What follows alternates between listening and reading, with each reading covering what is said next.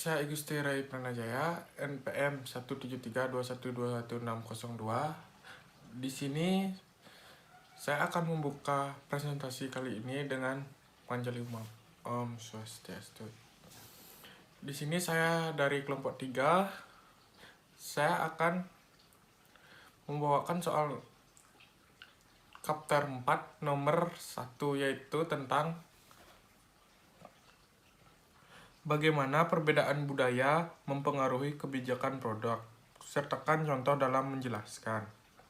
Baik, di sini perbedaan budaya mempengaruhi kebijakan produk itu sendiri, menurut saya adalah pelaku usaha harus dapat menciptakan produk yang sesuai dengan target pasar mereka, dan budaya merupakan suatu instrumen yang sangat penting untuk digunakan dalam menciptakan produk dalam perspektif global.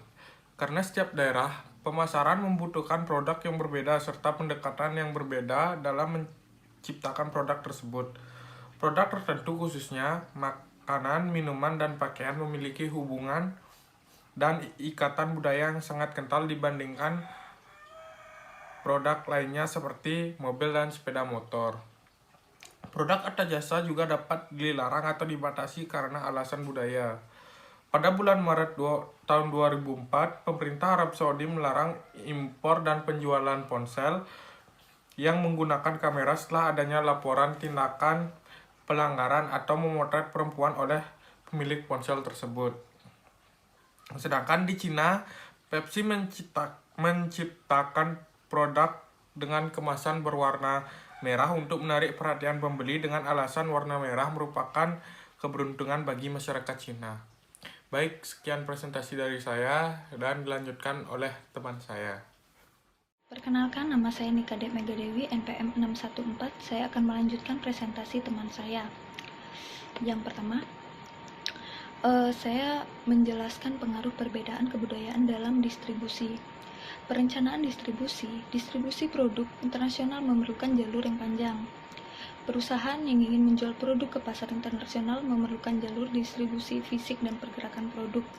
Dimensi kultural, sebuah negara membuat metode-metode distribusi tertentu dapat lebih berhasil dibandingkan dengan yang lain. Dimensi kultural, sebuah negara membuat metode-metode distribusi tertentu dapat lebih berhasil dibandingkan dengan yang lain. Perbedaan budaya memiliki dampak terhadap keputusan pemasaran. Dalam distribusi, analisis lintas kultural mengacu kepada perbandingan sistematis berbagai perbedaan dalam aspek materi dan perilaku kultur. Dalam pemasaran, analisis lintas kultural digunakan untuk mendapatkan suatu pengertian atas segmen-segmen pasar di dalam dan di seberang batas-batas nasional. An alternative consumer behavior theory for Asia. Konsep budaya merupakan kompleks keseluruhan di mana dimasukkan pengetahuan, keyakinan, seni, hukum, moral, adat istiadat, dan kemampuan lain apapun serta kebiasaan yang diperoleh oleh manusia sebagai anggota masyarakat. Beberapa aspek dari perlunya perluasan budaya. Pertama, budaya merupakan konsep yang meliputi banyak hal atau luas. Tersebut termasuk segala sesuatu yang mempengaruhi proses pemikiran individu dan perilakunya. Ketika budaya tidak menentukan sifat dasar dan frekuensi pada dorongan biologis, hal tersebut berpengaruh jika, kapan, dan bagaimana dorongan ini akan memberi kepuasan. Kedua, budaya adalah hal yang diperoleh, ianya tidak dimasukkan mewarisi respon dan kecenderungan bagaimanapun semenjak perilaku manusia dari perilaku. Ketiga, kerumitan dan masyarakat modern merupakan kesungguhan di mana budaya jarang memberikan ketentuan yang terperinci atas perilaku yang tepat. Budaya terutama dijalankan oleh keadaan yang batasannya cukup bebas dan perilaku individu dan oleh pengaruh fungsi dari institusi seperti keluarga dan media massa. Kemudian, budaya memberikan kerangka dalam yang mana individu dan rumah tangga gaya hidup menyusun. Batasan di mana perangkat budaya dalam perilaku tersebut norma yang merupakan aturan sederhana di mana menentukan atau melarang beberapa perilaku dalam situasi yang spesifik. Norma dijalankan dan nilai budaya di mana nilai budaya adalah kepercayaan yang dipertahankan di mana menguatkan apa yang diinginkan. pelanggaran dari norma budaya berakhir dengan sanksi yang merupakan hukuman dari pencelaan sosial yang ringan untuk dibuang dari kelompok. Contoh, 2 akhir iklan FitX untuk Amerika Latin dikarenakan pembatasan legal di Meksiko. Begitu juga dengan distribusi dan politik yang juga mempengaruhi dalam pemasaran tersebut produk. Dengan cara apa kita bisa berkomunikasi tentang produk? Pertanyaan ini membutuhkan investigasi dalam seperti media yang bersedia dan menyertai pada tipe-tipe kebutuhan pemenuhan produk yang kedua, yang ketiga menggabungkan nilai dengan produk dan menggunakannya, yang keempat sistem komunikasi variabel dan nonverbal dalam budaya.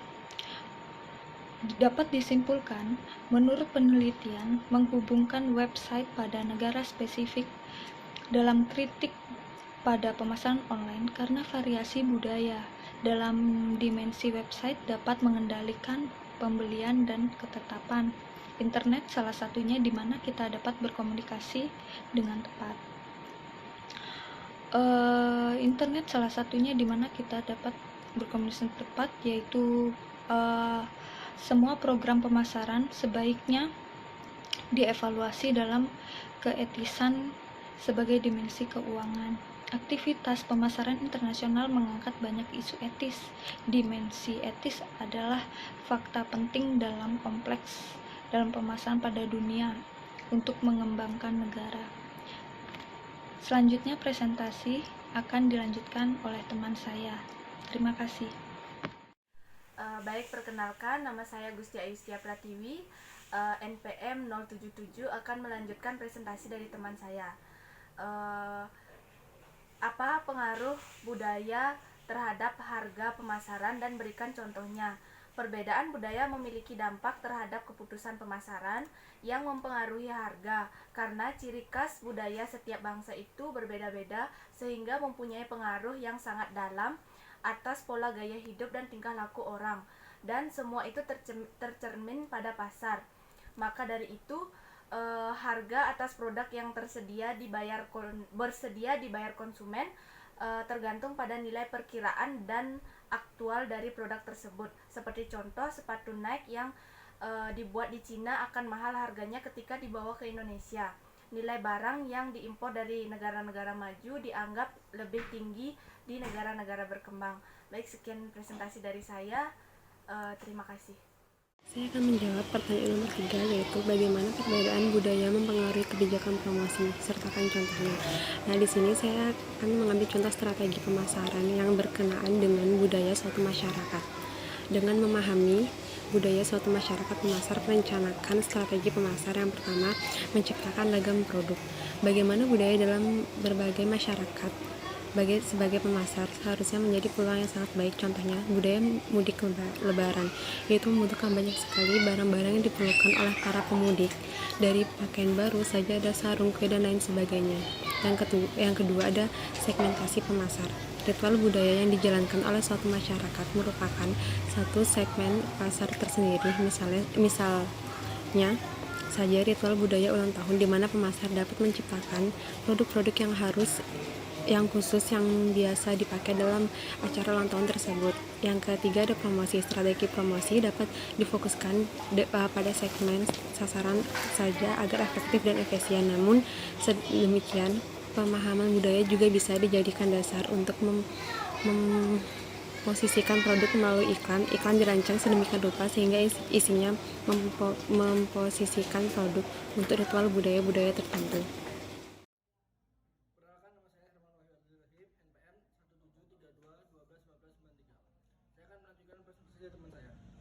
Apa yang dapat dilakukan pemasar untuk meluncurkan produk terbaru di negara yang cenderung menolak perubahan?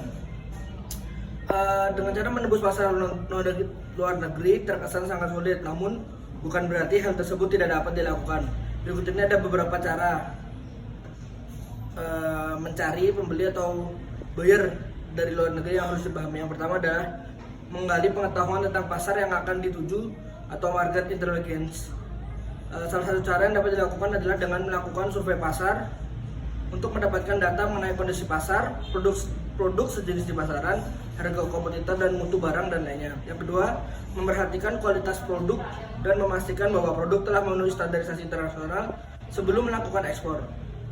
Standarisasi internasional dapat menjadi cara untuk menyesuaikan produk yang akan dijual dengan kondisi negara yang hendak dituju. Yang ketiga, mencari tahu database dari Badan Pengembangan Ekspor Nasional yang merupakan lembaga pengelolaan ekspor yang bertugas untuk melakukan koordinasi dan pembinaan tentang pengembangan ekspor. Yang keempat, mencari tahu database dari kedutaan besar negara asing di Indonesia yang biasanya memiliki pebisnis dalam menemukan dengan dapat siapa saja yang harus dihubungi untuk melakukan kegiatan ekspor. Negara-negara yang memiliki perbedaan tingkat kemampuan menolak globalisasi cenderung dipengaruhi oleh banyak aspek internal maupun eksternal. Adapun dua hal itu, yaitu yang pertama adalah para pemasar internasional membutuhkan pemahaman yang baik mengenai proses globalisasi yang mempengaruhi perilaku konsumen dan tindakan lintas budaya dan lintas batas negara. Yang kedua adalah perlunya rancangan strategi pemasaran yang efektif membutuhkan perhatian pada kemiripan dan perbedaan yang terjadi dalam cakupan pola perilaku konsumen lintas budaya dan lintas batas negara. Yang keenam adalah bagaimana budaya konteks tinggi berbeda dari budaya konteks rendah dan bagaimana implikasinya terhadap kegiatan pemasaran. Konteks tinggi mengandung pesan relatif banyak terdapat dalam konteks fisik, dalam komunikasi. Konteks tinggi